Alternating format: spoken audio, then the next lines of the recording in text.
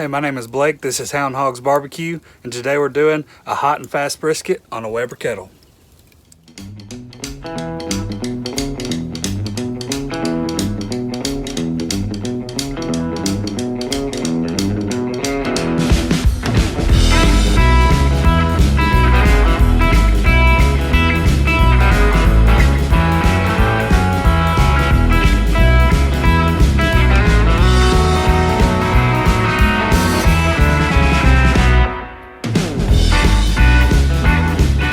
Today's video is really about how to use the Weber Kettle to cook a brisket or to do a hot and fast cook, even though this is not necessarily specific to hot and fast.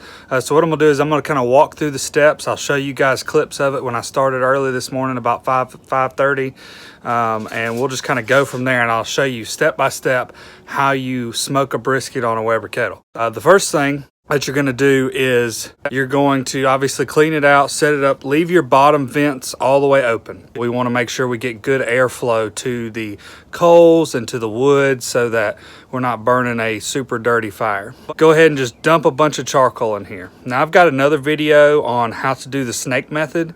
The snake method is really good for lower and slower cooks, but today I don't have 16 hours to put into a brisket, and so I'm going to do it hot and fast. I didn't even bother making it nice and neat. I just put it out there, put wood on top of that, and I lit about a quarter of a chimney of charcoal, probably a little bit less than that. Once that gets really good and going, I dump those at one end of the coals, and then it's going to work its way around the grill while I'm smoking the brisket. I'm guessing that this line of charcoal is going to get me about 5 hours of cook time. So hopefully about the time that I have to wrap, I'm going to have to kind of reset, which is fine. I mean, if all you got's a Weber Kettle, it's easier to reset the grill once during a cook than it is to go out and spend money on a bigger, better grill. That's how we kind of get it started. And all we're going to do is we're going to control the temperature by the top and the bottom vent. I'm shooting to run about 325 today, which it's held at pretty well so far. Once it hits about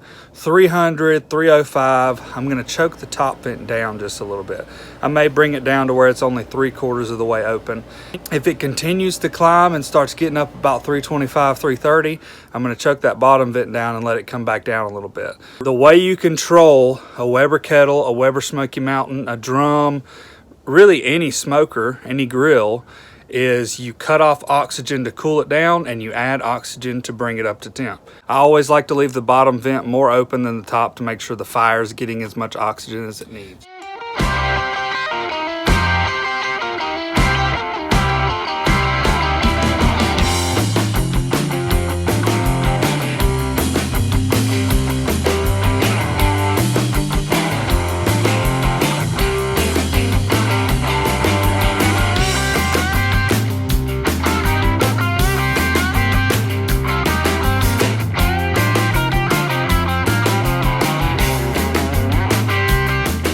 Let's talk about the way that you're going to place your brisket. So you'll see it in one of the other videos, but I want to show you here now.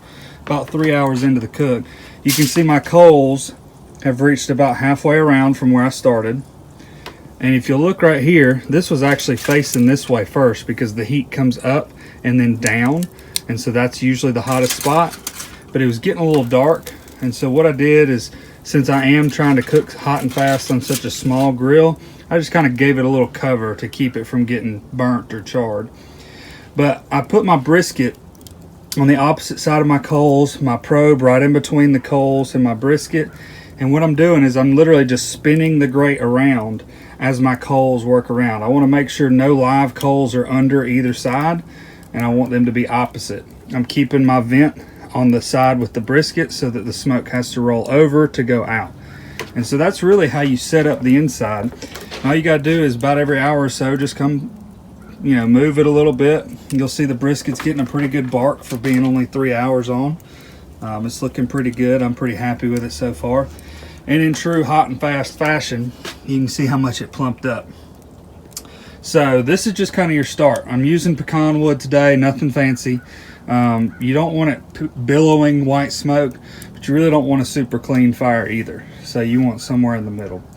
So we'll check back here in a little bit, guys. I'm going to keep spritzing this thing about every hour. It's only got salt, pepper, and garlic on it, and it's injected with beef broth. That's all I did. If you want more of a detailed recipe of how to trim, I've got another brisket video that I did really early on in this channel that will show you those steps. But we'll check back here in a couple. Okay, guys, it's 11:30 now. It's been almost 6 hours that this thing's been on. I wanted to kind of show you what an adjustment might look like. So let's see, it's running 338 right now. I want it to stay around 325. I probably wouldn't mess with it if I didn't kind of want to show you how much I adjust it. But let's say I wanted to go from 338 back down to like 315 or so. It's 20 degrees, right? Here's how much I would adjust this top vent. I'm going to adjust the top one, and I'm just going to kind of tap it in like that. Not a whole lot. You can see it's still got room for smoke and air to flow through. You don't want to choke it off because that air flowing through is what gets you your temperature. So that's how much I would adjust it. Here in just a few minutes, I'll show you guys what it looks like now. We're probably going to wrap it pretty soon, and we'll get this thing done in the next couple hours.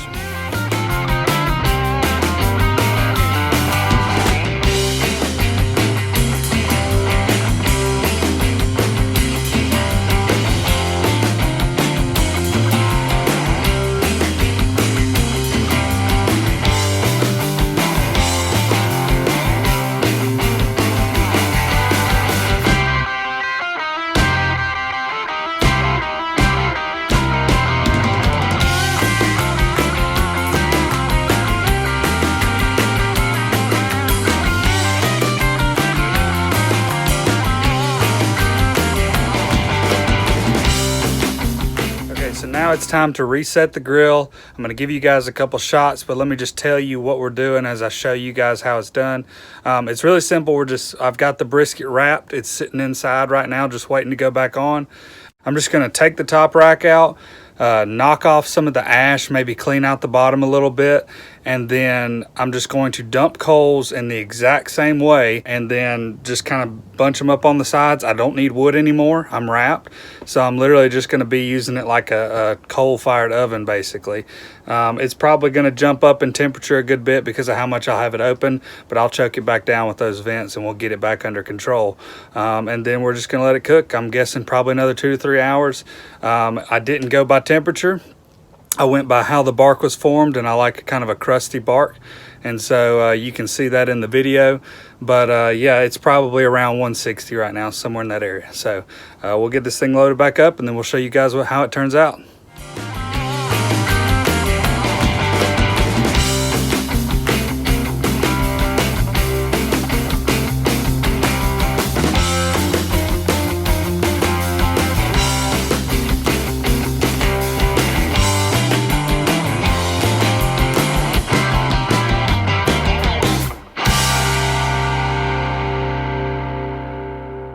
Guys, so the brisket turned out awesome. Really the point in this video was to show you guys that yes, in fact, you can cook a brisket on just a regular old Weber kettle. And not only that, but you don't even have to do low and slow. You can do hot and fast.